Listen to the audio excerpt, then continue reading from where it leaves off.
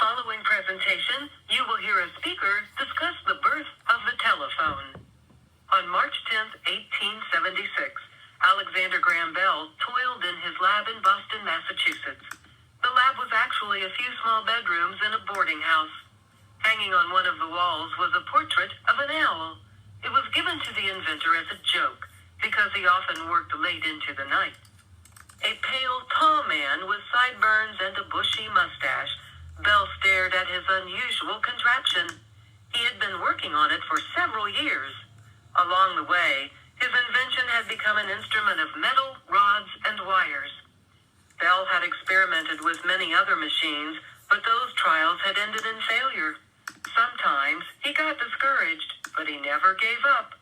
Now, history was about to be made. To see if the device would work, Bell called into the mouthpiece. "Mr. Watson, come here. I want to see you." Seconds later, his assistant burst through the door. He had heard Bell's voice, even though he was in another room with a hallway in between. The two men switched places. Thomas Watson read from a book. A few of his words came through clearly. Then he said, "Mr. Bell, do you understand what I say?" Alexander Graham Bell heard every word.